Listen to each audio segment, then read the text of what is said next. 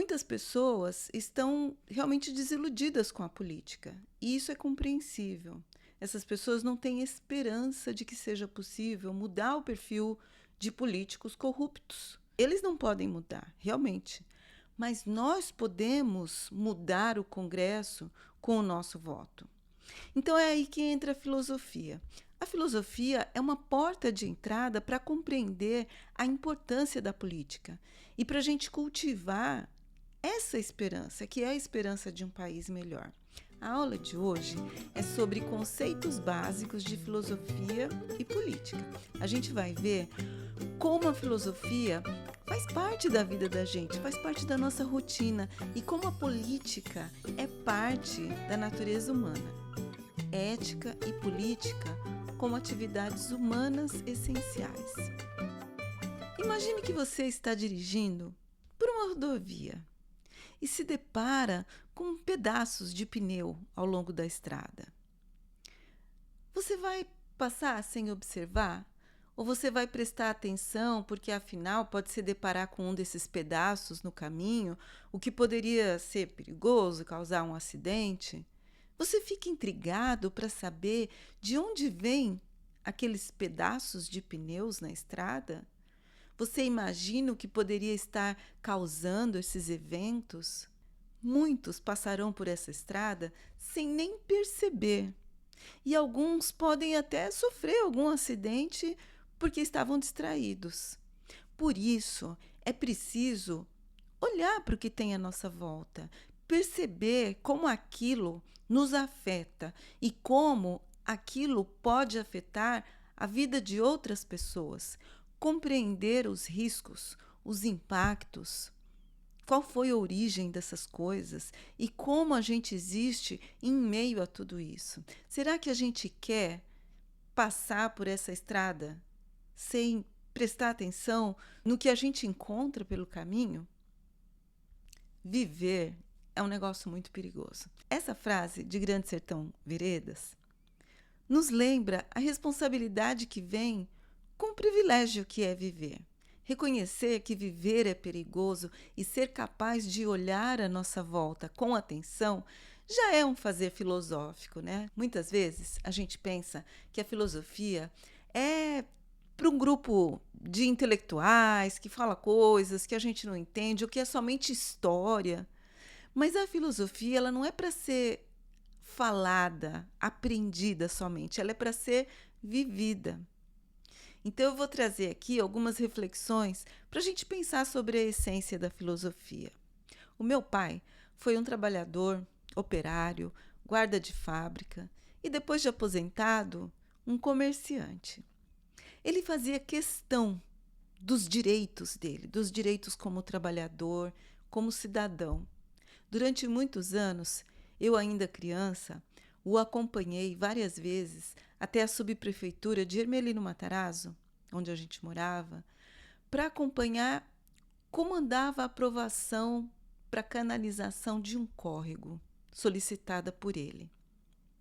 A cada eleição, com um novo prefeito, com novos vereadores, ele renovava esse pedido e continuava lá, continuava cobrando. Com isso, ele me ensinava duas coisas: que a gente deve sempre reclamar os nossos direitos por meio das vias disponíveis e que a política deve ser instrumento de esperança e não de desalento. Meu pai acompanhava as notícias sobre política e ele falava delas, sempre com muito espanto. Eu estou falando isso porque a gente não pode perder a capacidade de se espantar com as notícias, de se espantar com as coisas do mundo, com as más e com as boas. Só que para a gente se espantar, para que esse espanto seja possível, é preciso prestar atenção no que está à nossa volta, olhar para a estrada, suas características, seus perigos. Conhecer os direitos humanos, trabalhistas, porque se a gente não conhece nada disso, nada causa espanto, nada causa indignação. E com isso, a gente deixa de sonhar. O excesso de informações e de acontecimentos que antes pareciam improváveis faz meio que adormecer na gente essa capacidade de espanto, dessensibiliza. E a gente começa a perder o parâmetro entre o que é normal e o que é aceitável.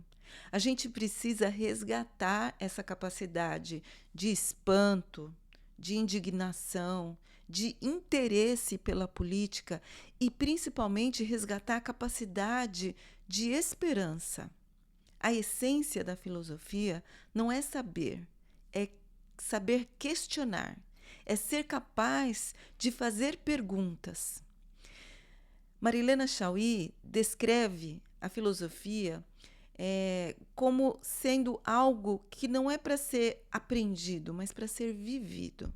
E para ela, viver a filosofia é a decisão de não aceitar como óbvias e evidentes as coisas, as ideias, os fatos, as situações, os valores, os comportamentos de nossa existência cotidiana, jamais aceitá-los sem antes havê-los investigado e compreendido.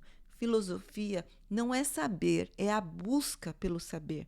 Essa busca pelo saber é necessária para que cada um possa deliberar com responsabilidade, porque nós somos responsáveis pelas nossas escolhas, e isso é fundamental na política. O saber filosófico e a política são atividades humanas essenciais. No entanto, o exercício da política requer ética e responsabilidade, tanto por parte dos políticos quanto por parte de eleitores. Nós precisamos colocar a ética a serviço dessa escolha. O voto é um ato deliberado e toda ação deliberada requer reflexão e escolha. Então, a gente precisa buscar o conhecimento para avaliar as opções disponíveis, os caminhos que a gente pode seguir.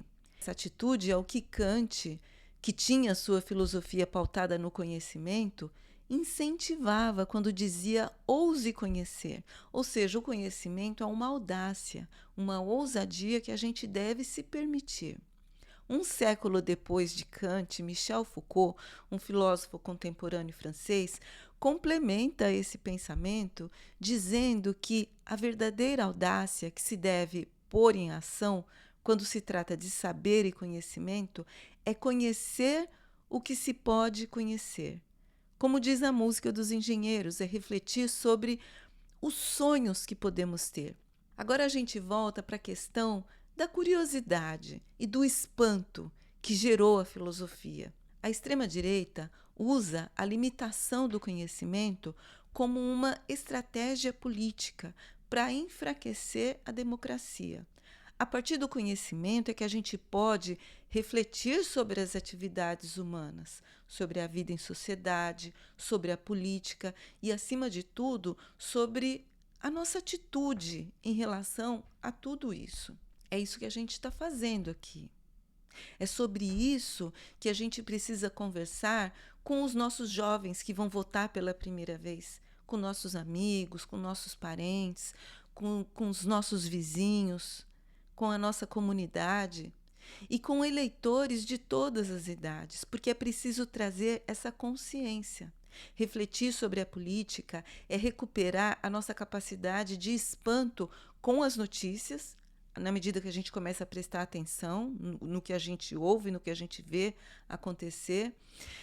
Prestar atenção nessas informações, nas informações que chegam até nós, para a gente não correr o risco de ficar nesse estado de anestesia diante das injustiças. Isso exige de nós atitude de prestar atenção nas notícias, saber de onde elas vêm, querer buscar a verdade, conhecer os projetos políticos dos candidatos e relacionar esses projetos com os problemas reais da sociedade, que são os nossos. Nós todos fazemos parte desse conjunto de problemas que assola o país. A gente precisa ter a clareza de que, para as grandes empresas, Parte da mídia e parte de alguns políticos interessa que a sociedade seja conformada e que não tenha esperança. Não é à toa que a extrema-direita espalha medo, semeia caos.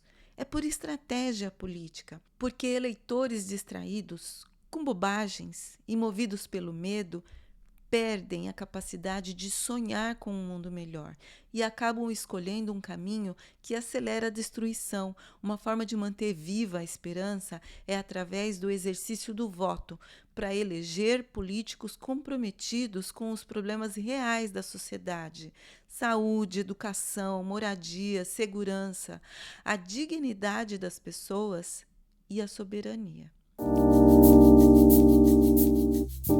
Eu separei para vocês alguns trechos da Política de Aristóteles, que traz as bases da política. E a partir desses poucos trechos, a gente pode então estabelecer um critério para decidir em relação ao voto, levando em conta os reais interesses da sociedade. O livro que eu estou me referindo é esse aqui, que é a política de Aristóteles, e eu trouxe aqui uns trechos que são bastante interessantes, que nós vamos ver juntos. No primeiro item, ele vai dizer que a política é natural. Então ele diz o seguinte: é evidente que a cidade faz parte das coisas da natureza, que o homem é naturalmente um animal político, destinado a viver em sociedade. Depois, um pequeno trechinho para a gente entender o que deve ser a prioridade da política. E ele diz o seguinte: é evidente que se deve pensar mais na administração que se refere aos homens que na aquisição de coisas inanimadas. Então, quando a gente vê hoje políticos colocando em prioridade questões do capital, a gente deve sempre lembrar que a política ela é essencialmente direcionada às pessoas. Depois ele fala sobre o fim da política, que é a felicidade das pessoas. É impossível que todo o Estado seja feliz se todos os cidadãos, se a maioria, ou mesmo alguns, não gozem de felicidade. Depois ele vai falar sobre política e desigualdade. E aí ele faz uma referência a Platão. Platão defende em seu tratado que nenhum cidadão deve possuir fortuna 5 vezes maior que a menor. Então, quando a gente vê políticos que defendem essa grande desigualdade, políticos que são contra a taxação dos super ricos, precisa lembrar que a questão da desigualdade ela está no cerne da política. Reduzir a desigualdade, sobre políticas de inclusão. E ele diz o seguinte: não é aos mais nobres que se devem dar as melhores flautas, porque eles não as tocarão melhor. Ao mais hábil é que se deve dar o melhor instrumento. Não necessariamente o mais hábil é aquele que tem as melhores condições. Sobre o perfil do político. Quando um homem se deixa dominar pela cólera ou qualquer outra paixão semelhante, forçosamente, o seu julgamento será alterado. Então a gente deve sempre desconfiar de políticos que são movidos pelo ódio, pela raiva, pela vingança, pela discriminação. Depois ele vai falar sobre a democracia. E ele diz o seguinte: quando homens corrompidos começaram a enriquecer-se à custa do público, era muito natural que surgissem as oligarquias. Mais tarde, as revoluções transformaram a oligarquia em tirania e a tirania em democracia. A multidão, então, foi se tornando mais forte, até que se insurgiu e se apossou, por sua vez, da autoridade.